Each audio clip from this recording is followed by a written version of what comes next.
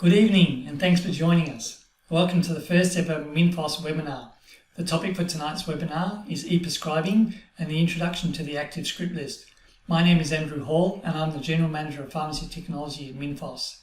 In the 10 years that I've been with Minfos, I've seen a great deal of change right across the industry. And it's with real pleasure that I'll be welcoming to this webinar about the next evolution in e-prescribing. I would, however, first like to thank the traditional custodians of the land on which we live and work and recognise their continuing connection to lands, waters and communities. I pay my respects to elders, past, present and emerging, and would like to extend this respect to all First Nations people joining us today. I would also like to thank our very special guests for tonight's webinar who you'll meet throughout the evening. Our special guests include Daniel Flavell, Pharmacy Manager from TWC Armidale, Jerry McCall from the Pharmaceutical Society of Australia, Anthony Tasoni, the Victorian President of the Pharmacy Guild, and our very own Angela Lapthorne, Product Portfolio Manager for Minfos. This webinar will focus on e-prescribing workflows that are currently available in Minfos before introducing the active script list and demonstrating the accompanying workflows in Minfos.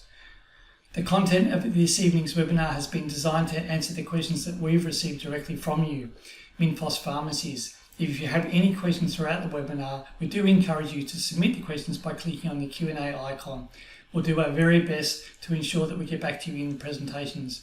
We'll also be sure to distribute additional materials that answer your questions after the webinar is completed. I'll now hand over to Vicky Bolam from the Minfos product team and Daniel Flavell from TWC Armidale. Thanks, Andrew. I'm pleased to welcome Daniel Flavell, Pharmacist Manager at Terry White Chemmart Armidale, to our webinar. Dan, thanks so much for making the time to join us. We're really eager to hear about your experiences with e-prescription so far. No worries. Glad to be here. Great. Now, you were the first Terry White Chemmart pharmacy to dispense an e-prescription and one of the first nationwide to get involved, actually. What made you want to get involved so early in the rollout process? I think that technology is an integral part now of pharmacy practice. And the more, particularly with COVID, the more we are able to use technology, the more we can see its potential. I think eScripts is one of those things that, we've just got to jump on board with. So I've always sort of been interested in making that technical leap in pharmacy. And so, yeah, very excited when we were chosen to do one of the first eScripts for Minfos. Great. And how did you get ready for the eScripts rollout? So apart from ensuring your software was ready, how did you prepare your staff and your customers even? Yeah, so we had some meetings with the staff to sort of talk about, this is what eScripts are going to be, at least initially, so that they were aware of that. And then we sort of had a bit of a campaign where we took the time to talk to customers and let them know this is what eScripts will be. If the doctor says, I'm going to send the script to your phone, don't be surprised. That's something that's coming very shortly. So we did sort of take that as an opportunity to communicate with the patients so that they were on the front foot. And they knew before they actually went to the doctor what an eScript was. And our team knew how to handle it when they actually came in. There were a few, like in terms of hardware, we did have to get one additional scanner, but that was about it. Little, slight workflow adjustments, but I think the critical thing was making sure the team was on board and then just making it a habit to communicate with the customers about what to expect. And how did customers respond to the introduction of eScripts? Were they receptive? Yeah, broadly very receptive. Most people now, once again, particularly accelerated with COVID, are much more aware about, paperwork, what they're touching, what they're handling. And eScripts is sort of an opportunity, once again, to move more paperless. Particularly younger people are very excited about that they can just have their script on their phone. They don't have to lose their paper copy and have it reissued. They can just use a token and they can store that, easily and safely on their phone. We did have some sort of older people that were more resistive, but once again, a lot of them have sort of come along with the world and technology, and I'm actually genuinely surprised about how many sort of over 60s are actively using eScripts and fully understanding the system, using the app, sending them through. They've got a better handle on it than a lot of the younger people actually. But yeah, broadly very receptive. And for all those benefits that you get with eScripts, going paperless, being able to use the token and keep track of it electronically. Perfect. Good to hear that the older generation are all over all the technology. Makes things sometimes easy. They surprise us. Definitely. Now, in terms of hardware, you said you made a change. You introduced an extra scanner. Was there anything else that changed in your hardware or workflow to get started? In the workflow a little bit, it did. So at our scripts encounter, traditionally, we've just got a pen and a basket to be able to, indicate what scripts we need on the paper. But with eScripts, we did have to put in a scanner there. So we sort of resurrected an old workstation that had long since been superseded, and put a scanner on it. So its sole purpose in life is just to scan prescriptions. And that's worked really well. So we've got that at the script encounter. It does have to be a two-dimensional scanner to scan the QR codes. So we did have to purchase one of those. So that was sort of the only hardware thing. And we just rearranged a little bit. As I said, we did have to put in that resurrect that old computer just for the purpose of scanning prescriptions in. And that sort of has helped that workflow. So in the pharmacy that I'm in, we don't have a majority coming through as eScripts yet. So it's probably maybe 5 or 10% of prescriptions that are coming through. So at this stage, being able to scan the token and have that printed out means that we can then integrate that into our existing workflow, which has been excellent at this stage in introducing eScripts.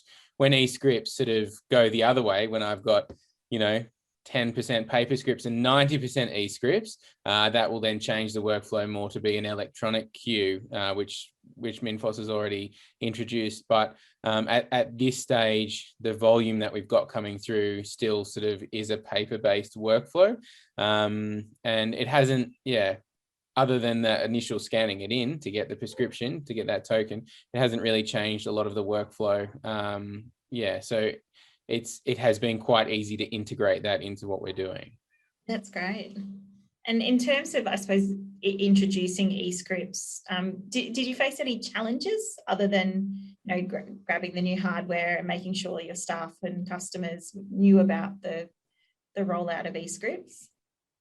I think the biggest challenges we've had are getting people on board, in terms of the GPs being aware of how to write the eScripts, the customers being aware. The hardware and software part has been relatively uneventful, which is good, which means everything sort of works. Great to hear.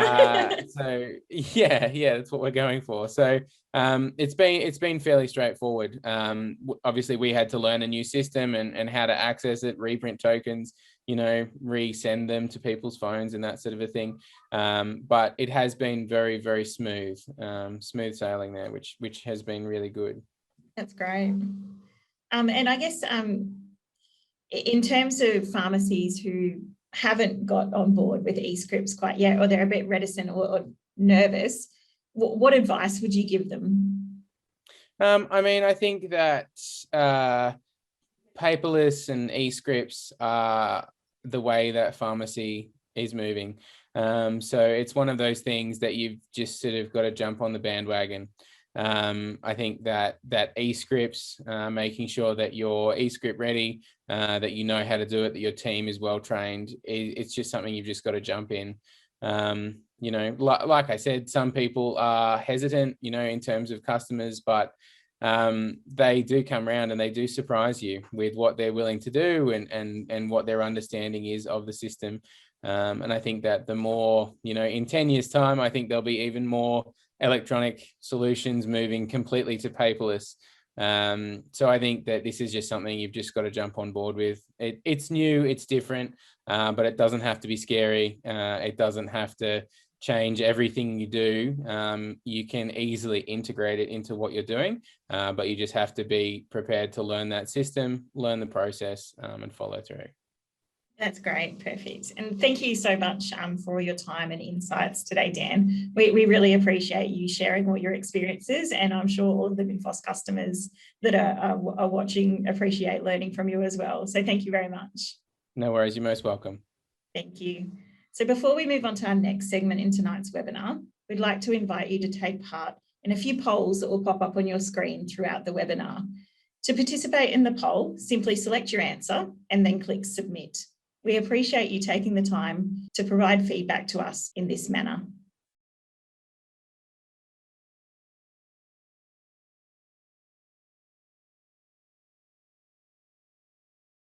Now let's take a moment to review the eScript token workflow that is available in Minfos at present before we introduce and demonstrate the active script list in Minfos.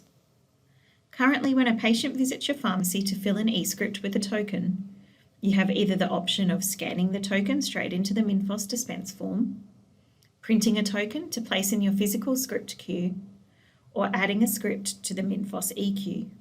I'll now demonstrate how to add and then dispense an eScript from the Minfos eQueue. Items can be added to the eQueue from either the till or dispense modules. In this demonstration, I will add from the till module. In the Retail Till screen, click on the eQueue icon to launch the Add to eQueue window. You can choose to manually search for and select a customer,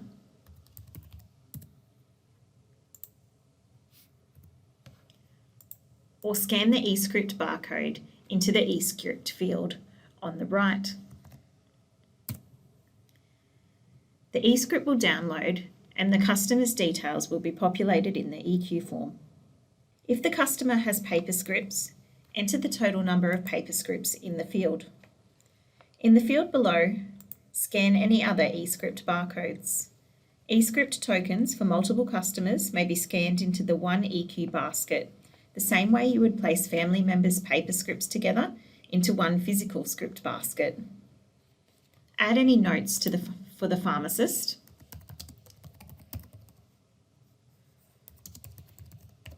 And specify if the customer is waiting or calling back. If the customer is calling back, provide a return date and time.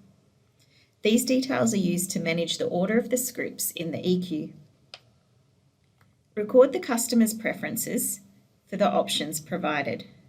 The Enter button will add the basket to the eQueue and 2 dockets will be printed, one to provide the customer and one to accompany the basket. I'll now demonstrate how to dispense the script from the queued basket. In the Minfos dispense form, you can either click the eQueue icon to manually select the next basket to dispense, or in the surname field, use the keyboard shortcut ** and then Tab to populate the next queued eScript. Dispense the script as normal. Minfos Dispense provides a preview of the original eScript details to assist with your dispensing process. The basket will be cleared from the queue when all of the eScripts have been dispensed.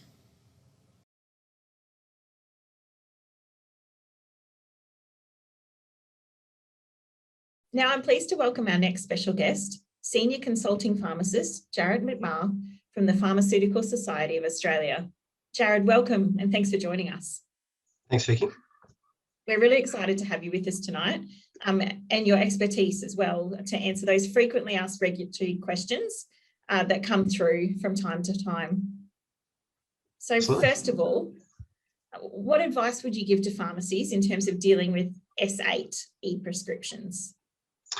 Yeah, okay, so Schedule 8 medicines is one of the most common questions that we got, especially at the introduction of electronic prescribing.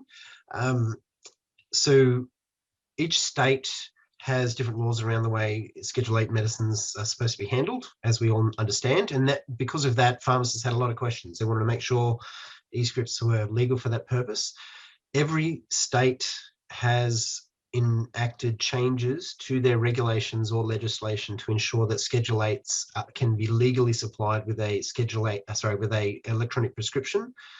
That includes in states where they're being used electronic nationally recognised medication charts as well, which you can't do with a paper NRMC. So yeah, so eScripts and Schedule 8s completely legal. There are still requirements in some states to have some certain annotations, for instance, but that can still be done with an eScript. So everything is normal. So unfortunately, prescriber errors do happen from time to time. What should a pharmacist do if a prescriber error is on an eScript in their pharmacy? Yeah. So the first thing is to clarify the error with the doctor. The legalities are very much the same as with a paper script. You know, you don't make a change to a paper script without checking with the prescriber first about what the intent was. So it's the same process here. The difference is that a doctor might transfer a brand new prescription to you because they can literally do that very rapidly with an eScript, so long as the client is there in the pharmacy with you, so they can send it to you immediately. Otherwise, it'll end up going to their phone and they'll be off somewhere else. But you need to check as you normally would, and then you can make adjustments to the prescription as per you would normally do with a paper script, and annotate those changes as well so that they come through on the next repeat for the next pharmacist to see. Excellent. Thanks for that helpful advice. So in terms of pharmacists requiring more support or information about these types of regulatory issues, where can they reach out for support and for guidance? Yeah, absolutely. So there are various places you can get information from. So I'm going to tout the PSA first, being that I'm from the PSA. So we have a member support line, but we also have an e-prescription support line as well that has been funded by the Digital Health Agency. You can also contact the Digital Health Agency and they'll provide you with information as well. They may answer questions that are more technical in nature. But yeah, if you contact the PSA, we will answer questions around e-prescriptions, the legalities of prescriptions in different settings, just so everybody's aware that different states have different requirements, but we can answer all those as well for you. In terms of those state-based regulations, where can pharmacies reach out to get more support and guidance that are specific to their states? Okay, so state-based information can be gained from the PSA's helpline as well. It is also available from the individual Department of Health in each state. It's also worth considering your software vendor as well, maybe ever answer those questions. And of course, the Guild can answer questions for you based on state-based regulations as well. And I would even say your indemnity insurer is probably going to be able to answer those questions for you too. So there's lots of resources available. Yeah. That's great to hear. And final question, would you have any advice for pharmacies in general that are just starting out on the e-prescription journey? Yeah, so I think the biggest piece of advice around eScripts is, first of all, it's very, very similar to paper scripts. It's only the physical workflow that's really going to change. You need to understand that if you're going to start working with eScripts and you haven't yet, you're going to have people bring you a phone, for instance, and they're going to be like, can you take my phone? And I would recommend you don't do that for various different reasons. You don't want to hang on to somebody's phone, but you'll need to work on how you're going to integrate your workflow on how you deal with a prescription now, how you're going to deal with an electronic prescription. So there's clearly built-in functions within the software that'll help assist with that. And it's just a matter of being able to keep track of electronic prescriptions and your paper scripts at the same time. So you're not, doing all paper scripts and suddenly realize, oh, I had all these electronic scripts waiting and now the people are back and I haven't done them yet. So it's just a matter of wrapping your head around that workflow issue. But as far as the process of dispensing, it's very much the same. The legalities, the regulations, the professional requirements of the pharmacists are all the same. It's just how you interact with the actual prescription itself right at the start, from receiving it through to processing it, that you need to be mindful of. Because it's very easy to integrate once you've done a few. Thank you. So thank you for joining us this evening, Jared, and providing us with such helpful information. We really appreciate it. And I'm sure that all the pharmacies watching got a lot out of what you had to say as well. So thank you. It's been a pleasure. No worries at all. Thank you. I'd now like to introduce Angela Lapthorne, the Product Portfolio Manager at Minfos, to speak about ASL. So firstly, what is an active script list? An active script list, or ASL, is a list of all of the patient's available prescriptions. With the patient's consent, a pharmacy can view the patient's ASL and select which items they want dispensed. The scripts can then be pushed into Minfos Dispense for dispensing. It is a patient's choice if they register for an ASL, and they control who accesses it and for how long that party can access it for. It can either be temporary or ongoing access. For example, a patient may give their regular pharmacy ongoing access to their ASL. However, if they require a prescription to be filled when on holiday, they may choose to give another pharmacy access for the day. An active script list provides patients with another method of managing their scripts. Patients can continue to use the token model to provide you with access to their eScripts by presenting the physical token for each script, and paper prescriptions will of course continue to be supported. But an ASL provides convenience to the patient, and they no longer require a physical script or token. At the moment, a pharmacy is the only place where customers can register for an ASL. Because of this, Minfos's first release of ASL assumes you will be concentrating on registering your regular customers, in particular those that keep their scripts on file with you at the pharmacy. Minfos version 631 provides you with the capability to register customers and dispense their scripts directly from the ASL. Vicky will now demonstrate this for you. After Active Script List is enabled in your pharmacy, the ASL button will display on the Minfos dispense form. When a customer is selected, the ASL button will show the ASL status of the customer. If you hover over the ASL button, a tooltip will display the details of the customer's ASL status. If the ASL button is greyed out, like this one, it means that the ASL is not active and the customer cannot be registered at this stage. This can be due to many reasons. For example, the patient's IHI could not be validated.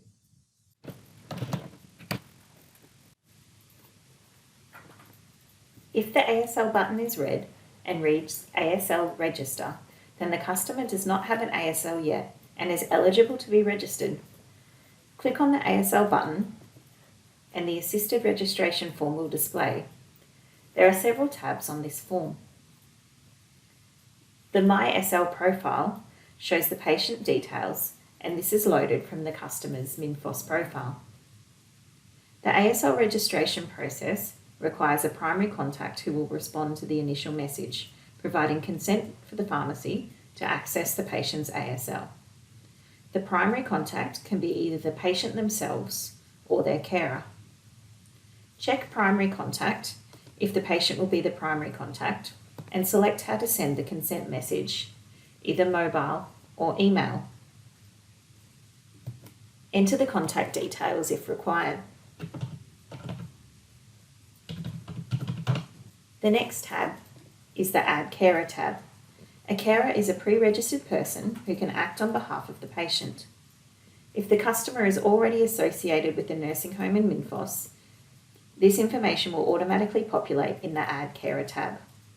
Alternatively, add a personal carer by using the drop-down menu. If a carer is to be the primary contact, check the Primary Contact checkbox. In this example, there is no carer needed. The next tab is the Agent tab. An agent is a pre-registered person whom the patient has authorised to collect supplied medicines on their behalf, but are not authorised to give consent or access the patient's MySL profile. The Register button on the MySL profile tab, Add Carer tab, and Add Agent tab will move you directly to the Summary tab. The Summary tab lists the registration information for the customer, the name of the customer, the carer, if any, the agent, if any, and the mobile or email that MySL registration notification will be sent to. Before submitting the registration, The checkbox indicating consent for the details being added to the ASL must be checked. The second checkbox is optional. Tick this box if the patient wishes their historical active scripts to be uploaded to MyASL. Then click Submit. After clicking Submit, the medication knowledge disclaimer is displayed. Review the disclaimer and press OK or Cancel to exit the registration. After clicking OK, the registration will show as in progress and a notification will display to confirm that the MyASL registration has been submitted. A notification requesting consent will be sent to the patient or the carer. The primary contact will need to reply to the message giving consent before the pharmacy can access the patient's ASL. If the second checkbox, the patient wants historical active scripts uploaded to their ASL, was checked, the patient will receive a second notification requesting consent for the bulk upload of their historical active scripts. Once consent is given, it may take up to 48 hours for the active scripts to be loaded to the patient's MyASL. This ASL button will now show as ASL pending until the customer responds to the notification requesting consent to view the ASL. When the customer has responded, the status shown on the ASL button will change. If the customer has replied no, that they do not wish to consent to the pharmacy viewing their MyASL, the ASL button will show ASL Request Access. ASL Request Access means that your pharmacy does not have access to view the customer's MyASL and must request and obtain consent to do so. If the patient replies yes and gives permission for the pharmacy to access their ASL, the ASL button will display ASL View. This part of the demonstration has shown how to register a patient for an active script list and also obtain consent. The next section of the demonstration will show a patient that has already registered for ASL but not yet given consent to your pharmacy.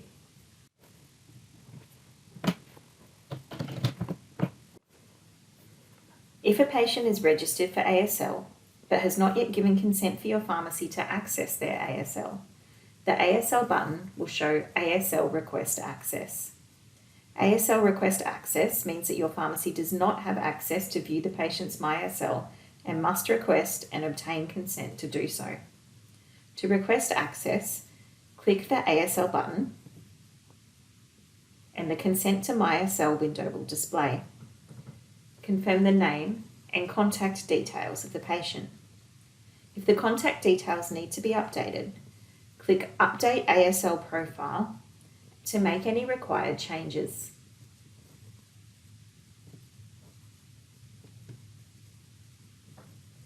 Click Request Consent to send a message requesting access to the MyASL profile. The ASL button will then show ASL Consent Pending. If the patient replies yes and gives permission for the pharmacy to access their ASL, the ASL button will display ASL View, as we have previously seen. This section of the demonstration will show how to view and dispense from the active script list. As we have seen in previous demonstration, when the selected customer has registered for an ASL and consented to your pharmacy viewing the ASL, the ASL button displays green ASL View. Click on this button to view the ASL. This view displays all active scripts that have been uploaded to ERX or MediSecure, including paper scripts and eScripts. Each script is listed in the ASL, and the E icon indicates that the script is an eScript and can therefore be dispensed from the ASL. Select the script or scripts that the patient has requested and click Dispense. The details of each eScript will be populated in the dispense form. Follow the normal eScript dispensing process.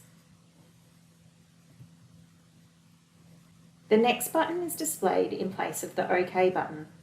The button displays the total number of eScripts selected and the script number of the script you are currently processing.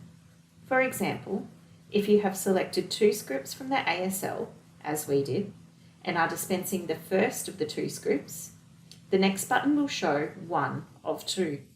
This is updated as each script is dispensed and the next is downloaded. Finalise the dispensing using your normal process. There are 2 new checkboxes on the Save and Process window for ASL. If the script is eligible to be uploaded to the customer's ASL, the first checkbox will be ticked. If the customer does not wish for the script to be added to their ASL, uncheck this box. The second checkbox is controlled by the prescriber and will be checked where the script is not eligible to be uploaded to the customer's ASL. Click OK to finalise the script. Thanks, Vicky, for showing us through what Minfos 631 integration with ASL looks like. So you're probably thinking, this looks great. When will we get it? From next week, we will kick off the pilot program for ASL and Minfos. This means that it will be available to a limited number of Minfos pharmacies in a testing phase. Once we are comfortable that it's all working as expected, we will start a state-by-state rollout. If your pharmacy would like to participate in the pilot program, please post a message in the webinar chat or contact Minfos support directly. We will then be in touch to discuss this with you further. At the beginning of the webinar, Vicky demonstrated the Minfos EQ. In our June release, Minfos version 632, we will integrate ASL with the EQ. This will allow you to access an ASL for a registered patient from the EQ and add their scripts to an electronic basket. If you are dispensing eScripts now, then when the ASL functionality is enabled in your pharmacy, you'll be ready to use it. You won't need to do anything further in Minfos to set it up. So what can you do to prepare for the ASL rollout? I would recommend getting familiar with EQ if you're not already using it.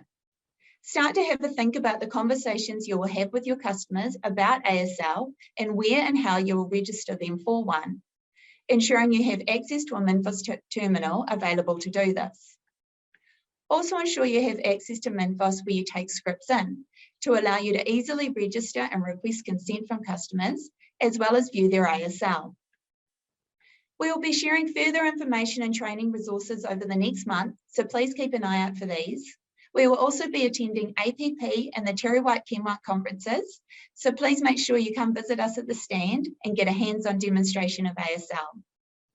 I'll now pass you back to Vicky, who will introduce our next guest.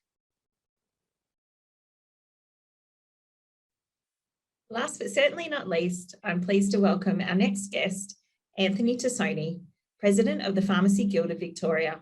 Anthony, welcome, and thanks so much for joining us. No problem. Thanks for the invitation. It's great to have you. Now, as the President of the Victorian Pharmacy Guild, along with your many other roles and achievements, I feel like you've got a really well-rounded view of the pharmacy sector and also the different trends or initiatives that impact on it. And e-prescribing being an Australian government initiative rather than a guild initiative, I feel like I hopefully can still ask you, what do you think that the different trends show that the future of eScripts will look like from your perspective? Yeah, so first and foremost, you're right. It is an initiative from the Australian government and the Australian Digital Health Agency, and it is driven for patient benefit. This hasn't been raised or proposed by doctors or pharmacies. It's centered around for patient benefit. And when we talk about trends for the future, it really, for it to be successful, there needs to be patient benefit in terms of convenience to improve compliance and access to medicines, but also workable and feasible for clinicians, being doctors and pharmacists working with the system. We're still on the journey with electronic prescriptions. We haven't yet implemented the active script list, or the My Script list as the Digital Health Agency also refers to it as, and that will be an important transition for patients, because whilst there are a number of benefits for electronic prescriptions for patients in terms of convenience, namely, particularly when they're seeing their doctor via telehealth or remote consultation, as we've all seen for pharmacists and pharmacy staff working with electronic prescriptions, tokens do have their limitations in practice, particularly for patients who are on multiple medications for chronic conditions long term, and those patients who have difficulty using smartphone devices and not as IT savvy as others. So the active script list will be a really important next step in terms of allowing patients to have the power to register with a pharmacy and have a virtual prescriptions on file, and they can register with as many pharmacies as they choose to and withdraw that access as they see fit. It will also be really useful for pharmacy staff, we envisage, because it will be more intuitive to what we're typically accustomed to with a patient having prescriptions on file, albeit instead of hard copy prescriptions, it will be virtual or electronic online. Excellent. So the future trends really need to be able to meet a patient need, be sensible for a patient, and give them benefit, but also be workable from a prescriber and pharmacy perspective. Perfect. So with that in mind, what do you think the biggest challenge that eScripts present to community pharmacy at the moment? It's been that change management piece in terms of the workflows from receiving the prescription, how you handle that prescription on its journey from receiving it through the dispensary and giving it out, and getting our heads around not having a hard copy document for the purposes of dispensing the prescription and checking the prescription and then giving it out. And pharmacy is very adaptable, very innovative, and I think they've done an amazing job.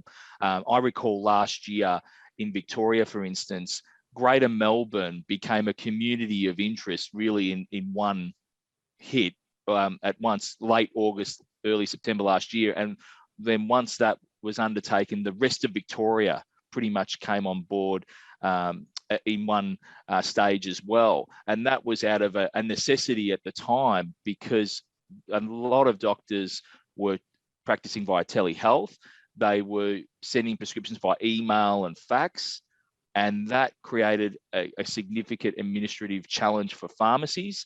Under our state regulations, not all medications were authorised to be able to be ordered via a digital image on a prescription on that temporary public health emergency order on an email or fax. So a great benefit of electronic prescriptions was where a patient, let's say, was prescribed a Schedule 8 medicine, and where an email or fax would not be a legal drug order for that medicine, but an electronic prescription for a Schedule 8 medicine was. So it really did help that workflow in that instance, where telehealth with a doctor, patient had the consultation, patient came to the pharmacy, or utilised a consumer app that they might have already had with the pharmacy to send a token to the pharmacy for them to dispense and prepare.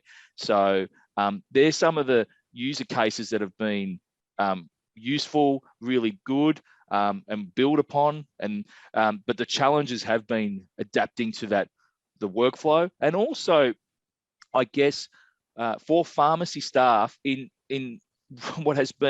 what was an extraordinary year and has continued to be really hectic, just coping with the level of change with whether it's active ingredient prescribing, with a number of other areas as well, getting ready for a possible COVID vaccination rollout. Pharmacy staff can feel overwhelmed, but I'm just so proud and amazed with the network and my colleagues and in my own team, in my own pharmacy, being able to address and deal with this change for patient benefit. That's great. No, it's definitely been something to watch, that's for sure. So do you think in terms of overcoming that barrier or that challenge, do you think it's just time and confidence for pharmacy?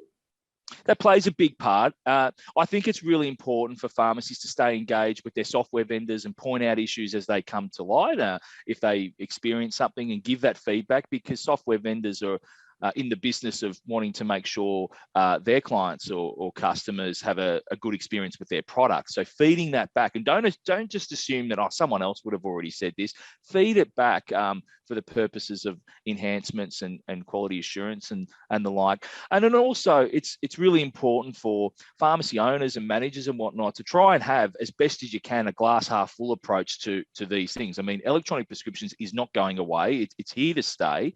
It is going to evolve and and continue. So what can we do to make the best use of it for our patients, and what can we do to grow confidence within our team, and really understand the why is it happening, and how can we best implement it for our patients for them to get the best use out of it. And don't get me wrong, there are some patients who probably aren't the best candidates for receiving an electronic prescription from their doctor.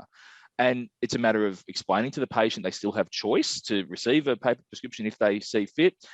Some doctors are really keen on electronic prescriptions because it's convenient for them. And my pharmacy, and in my experience, we sometimes work with the doctor to try and work on a best case for that particular patient. But by and large, people have adapted quite well, and pharmacy staff have adapted to the change overall quite well, but it has been a challenge. And as we continue on that path, hopefully we can get to those benefits from the active script list and other enhancements as they come. No, that's great. So I think we've touched on quite a few benefits so far, but what do you think that largest number one benefit of the e-prescribing initiative will be moving forward? I think it will come to patient convenience. Patients will have an expectation, whether we like it or not, that eventually there's going to be a journey whereby they might be able to have a consultation with their doctor via telehealth from their phone on their couch, be sent a prescription by the doctor, then the patient might send that token or give access by registering with their pharmacy for the active script list and to have that dispensed. And it may very well be that patient might then want that prescription home delivered to them, or they'll pick it up later, whatever. There's going to be a number of user cases and patient journeys, and that is going to become the expectation. And pharmacies are already doing it. They're adapting to this. And for want of a better comparison, because medicines are not normal items of commerce, but we're just talking about accessing goods and services. Restaurants and cafes have clients come and dine in, or they have people take away,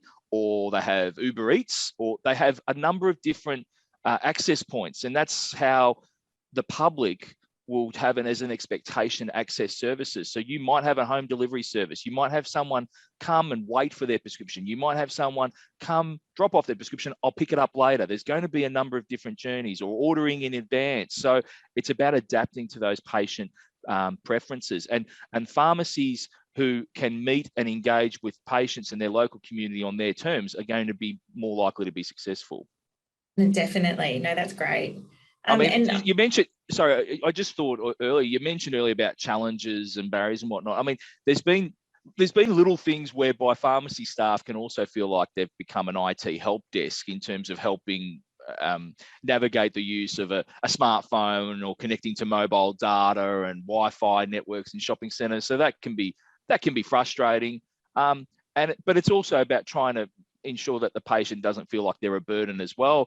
And from my experience, like little explanations, like things, because I'm in a small shopping centre in my pharmacy, and the mobile data is hideous, and people have a difficulty accessing their eScript token from the scripting counter or within the pharmacy. So the way I describe it, or my staff describe it to our patients, is to say, think of it as, rather than getting the prescription out of your purse or handbag or whatnot, or pocket when you get to the scripting counter, take it out, have it out ready, and then walk into the pharmacy. So if they can access the token from a better mobile data area before they walk into the pharmacy, then that will help. And I know we probably shouldn't have to be having these conversations with these enhancements and advancements, but it's a way of just dealing with the change. And when you put it in those sort of simple terms, patients feel less silly. They don't want to feel embarrassed. They just want to get their medicine. They just want to be helped.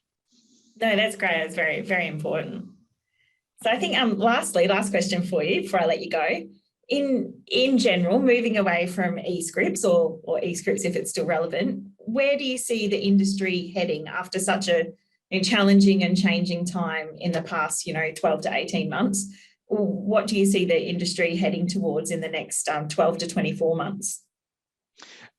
it's hard to say exactly within the next 12 to 24 months what will happen, but generally speaking, it's not if, but when. There is going to be a greater utilisation of the scope of practice of pharmacists. Pharmacists and our expertise will be used to a great extent. And what COVID demonstrated was community pharmacies being there for their patients. So whilst other providers and other services may have closed their doors, transitioned to telehealth or remote access that way, pharmacies stayed open, their doors were open and they were there. And patients, this did not go unnoticed.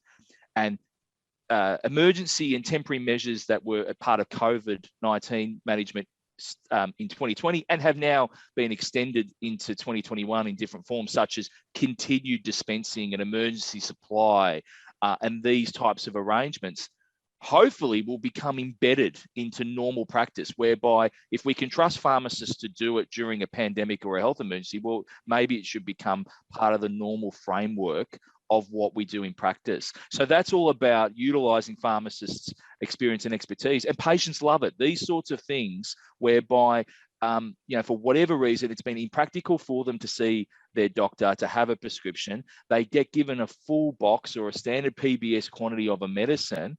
They think it's wonderful because it gives them continued access to treatment and doesn't interrupt their care.